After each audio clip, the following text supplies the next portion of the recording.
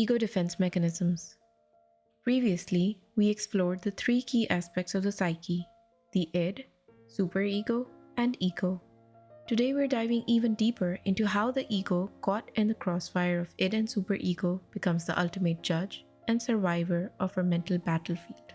First, let's quickly recap. The id is our instinctual drive, the home of fears, shameful urges, and unconscious desires, often deemed unacceptable by superego. The superego is the set of internalized moral standards shaped by our parents, teachers, society, religion, and idols. And finally, the ego, which acts as a rational mediator and judge between the two. Apart from balancing these internal conflicting and opposing forces, it also deals with reality and external forces such as work or academic pressure and competition to conform or succeed, interpersonal conflicts such as disagreements, criticism, betrayal or rejection, uncertainty and fear of failure or change, physical dangers such as natural calamities, war, trauma, and stressful life events such as job loss, illness, or loss of a loved one. Freud's revised focus shifted from id to ego at the center of psychoanalysis, recognizing it as the intersection of three types of anxiety: neurotic anxiety, which is the fear of its unacceptable desires overpowering us; moral anxiety, which is the guilt and shame imposed by our moral standards; and reality anxiety, which is the pressure and dangers of the external world.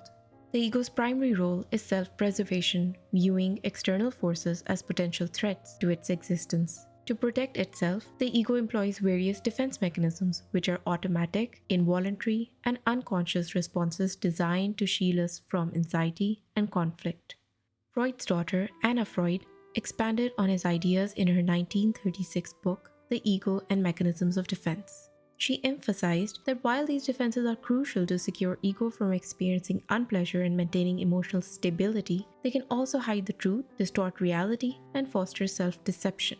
Since the goal of psychoanalysis is to bring its repressed instincts into consciousness, the ego's defenses become active resistance to the analytic process, keeping uncomfortable truths buried in the unconscious. The therapist's role shifted to uncovering these defenses, reducing excessive anxiety, fostering healthier coping strategies, and greater self-awareness.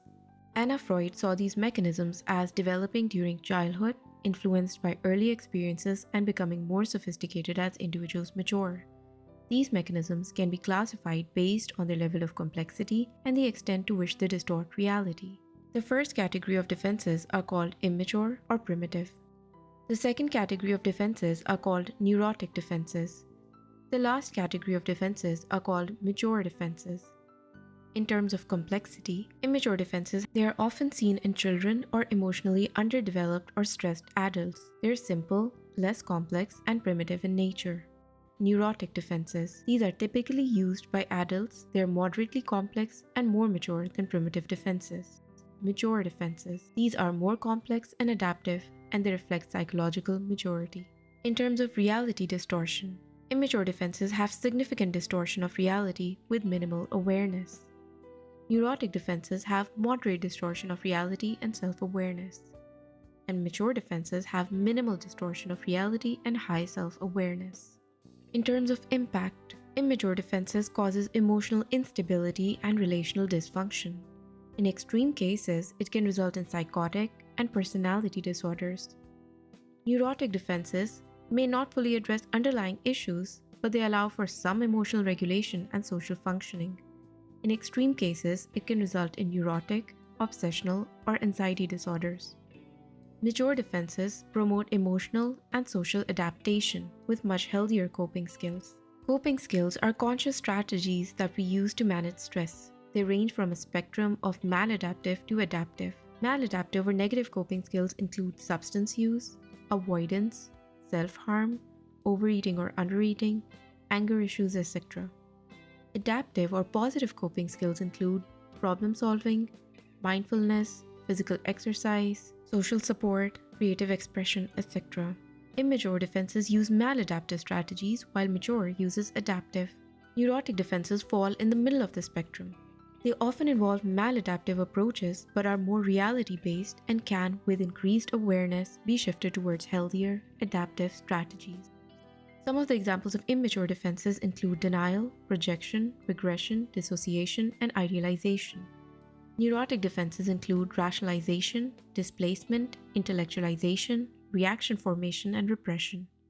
Mature defenses include sublimation, suppression, humor, altruism, compensation, etc. To know more of what each of these defenses mean, watch the next part on the first category of defenses, the immature or primitive defenses. Thank you for watching, and if you found it helpful, then do subscribe.